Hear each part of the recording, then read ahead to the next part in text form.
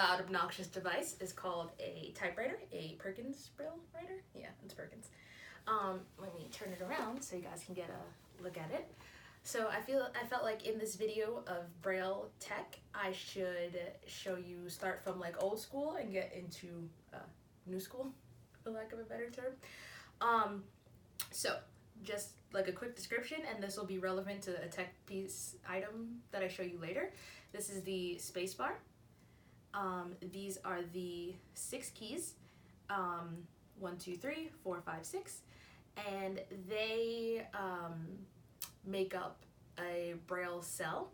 6 dots. There are 6 dots in a cell, and each key combination creates, you know, a different letter. So dot 1 is A, 1, 2 is B, 1, 4 is C, and so on. And you know, yeah. So this is, what is this? Sorry, backwards. I can't do this. This is the equivalent of enter, like it goes to a new line, and this is backspace. This is the thingy bob, like a cursor. I don't know like what it would be called in typewriter speak, but yeah, that's the equivalent of a cursor. So turning it back around, the paper goes in through here. At the top I've written, "Hi, my name is Lily. I'm making a YouTube," and then I didn't finish writing video because I was like, I'm typing too long, I should start talking. And yeah, it's very interesting actually, because I didn't press as hard on the keys as I should have, because I have my Braille Note, which I'll show you next, which is, you know, requires a significantly lighter touch and is a lot more quiet. So I'm going to put this to the side. It's like not too heavy, but it's got some weight to it. This is my Braille Note. Get a good look. It is a Braille Sense Polaris, actually. In a video I made years ago, that's like 40 minutes long, I showed you a different version of the Braille Note, which is by Apex. Wait, no, it's called an Apex, it's by Humanware, and this one is by HIMS. But yes, so to sort of transpose what we learned about the Braille typewriter, you have the display screen, which is, you know, at the bottom here. We have space, we have the 6 typing keys. It's a little reverse here. We have enter here, backspace, you know, over here to the far, this is my right, yes. And then on this device, you know, there's control, alt, control, and then there are function keys. It's very typewriter-esque. And up top here at the topmost point, there is like a small LCD, is that the right acronym? Screen. So someone can see your work, though you can also connect it to a screen.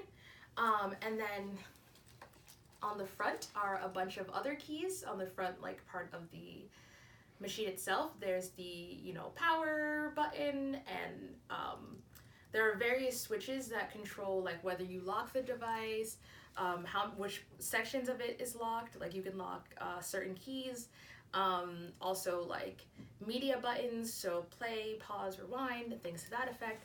And so I am a pretty fast Braille reader, and I use it, you know, for writing, for reading. I prefer to read in Braille, although I have grown over the years and like have developed like a better ability to read audiobooks, like for school, not just, I would read it for pleasure reading, but I didn't always retain as much information when it came to like school and then needing to apply it. So yeah, I've definitely come a long way in that regard, but you know, my Braille Note is definitely, it goes with me everywhere. As I said, I write and all of those things. But to supplement what I do with my Braille Note, I also use my laptop, my dear darling Mac. So on my Mac, I use Voiceover, which is a text-to-speech software. Voiceover specifically Apple's, but most people have one at this point. Okay. So as you can hear, it speaks to me as I like swipe and, you know, type through things. Mail 4:30. Launch pad 3:30. Search 2:30. Finder open 1:30.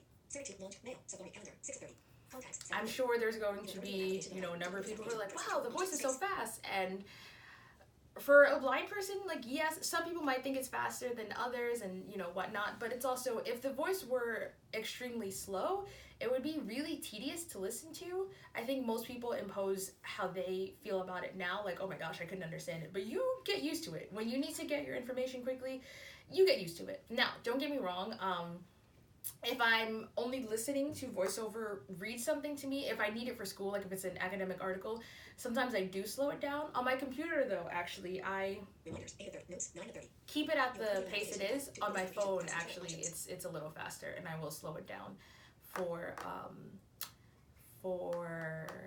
you know, understanding purposes. Again, if it's an academic piece or something like that, where I need to like carefully assess it and, you know, pay attention to wording.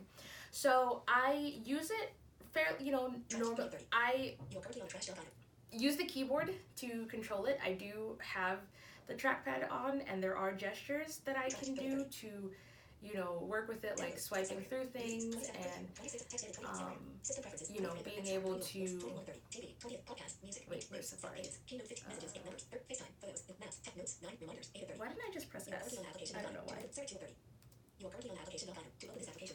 Give me 1 second, let me just, okay, so, you know, I pressed SA to find Safari, and now I'm double tapping with the trackpad to open it, and then I just use keyboard commands to like do what I need to do. So to close the window that I'm on right now, I'd use Command W.